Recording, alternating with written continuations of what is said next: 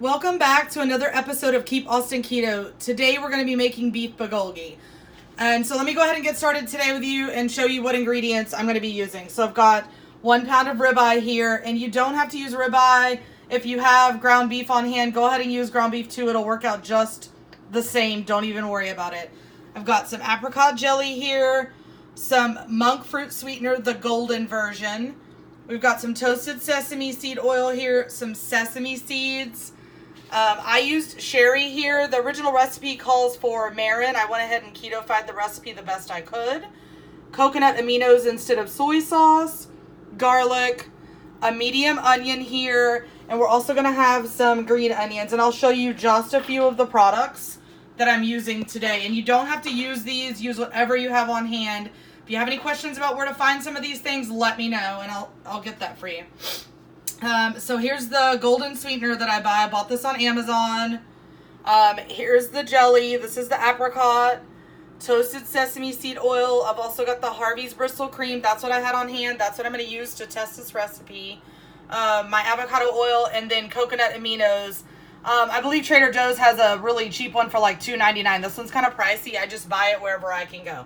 So grab your ingredients and come on back. Let's get this recipe made. Okay, so what we're doing right now is we're going to go ahead and get the garlic diced up really quickly and the onion as well. But I wanted to show you what it looks like to get the garlic smashed down. I went ahead and I cheated and I bought garlic that was already peeled, so I made it a little easier. But you still need to go ahead and smash the garlic down a little bit. Sprinkle some salt in there and go ahead and dice that up.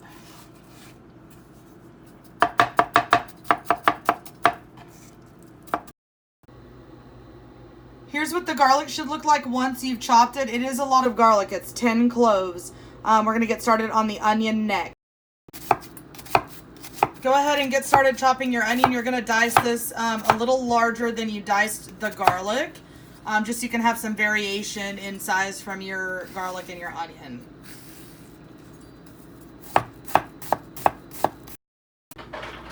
Okay, so we've got the garlic and the onions done. And now we're going to come in and thinly slice the steak. So let's get started with that.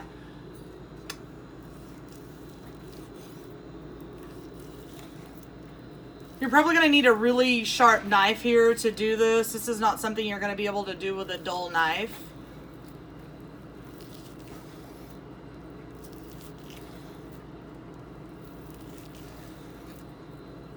My other thought was that this might be better flash frozen really quick, and you might be able to cut this a little easier. Otherwise, I'd hold it from the sides and squeeze in on it instead of pressing down, so that way you can get a better grip on it.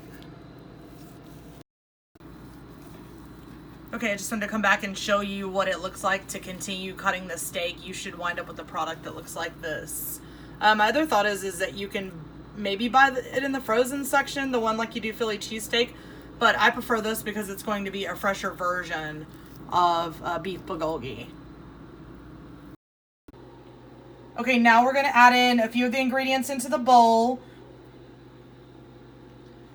And the reason we're going to do this is because there's sugar in this and we need it to be mixed really well. So I'm going to get these ingredients added in the bowl and then we're going to put the meat in with this. So let's get this mixed in really quick. We've got the coconut aminos, we've got the sugar, we've got the apricot jelly, the toasted sesame oil. We got all that mixed in this bowl.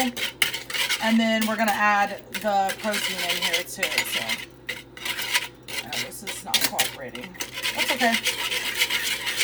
Alright, so just get that mixed in really well. Add the protein in. We're going to do that next. Onions, garlic, let it sit for about 10 to 15 minutes. So it can marinate, and then we'll be back to get this cooking process. Okay, now we're going to go ahead and add in the garlic, the onions, and the meat. Once we get that added in, we're going to do the marinade, which is going to be, I'm going to let it sit for about 15 minutes or so and marinate. I'm not going to spend a lot of time letting this marinade because once you cook it, all the flavors are going to cook into the meat anyway. So we're going to go ahead and get this mixed up really quickly. And we'll be back. Okay, here's what the protein should look like marinating. This is the ribeye steak mixed with all the ingredients that I showed you just prior to this. And then right now, while we're waiting for that to marinate, we're going to go ahead and chop our green onions and just get those diced up. A few of these are going to go in once you start sauteing this dish, and it's going to be very quick. The rest are going to go on top as a garnish. Once your pan is heated to medium-high heat, go ahead and pour in about a tablespoon of olive oil or avocado oil. I'm going to use avocado oil. Once you get that poured in, let's go ahead and get the meat in. This is going to be a quick cook. This is going to be done in right around 3 minutes or so. You don't really want to overcook this. So go ahead and get in the pan, get it cooked up. Nice hot pan.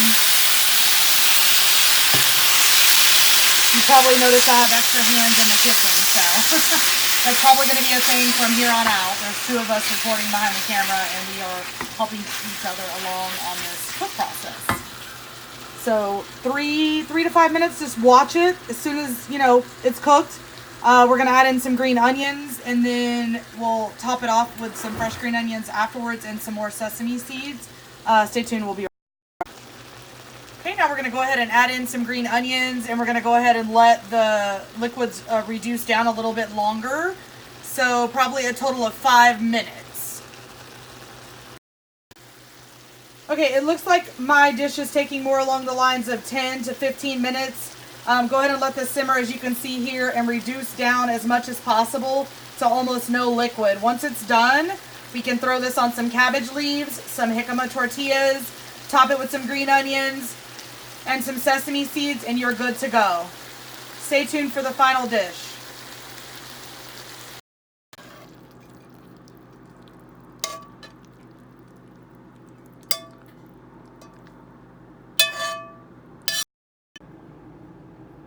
Okay, so here's the final dish. The only thing I haven't added are the sesame seeds. We'll go ahead and sprinkle those across the top. And we'll add some more green onions as well. We'll get those added on here really quick. And the other thing I wanted to mention is I wanted spice, so I went ahead and added in some of this pepper spice, which I bought on Amazon, and I can post the link to that down below. So here's the finished dish. I'm going to grab some cabbage leaves and some jicama tortillas and enjoy. This is my first time making bulgogi, beef bulgogi to be exact. And I decided to do it on a jicama tortilla. I've already tried it, and I've had the original bulgogi before, so it was really nice to be able to keto-fy this. I just wanted to show you what it looks like up close. Alright guys, there it is. Yeah, enjoy, like and subscribe to my channel, and let me know what else you want to see. Bye!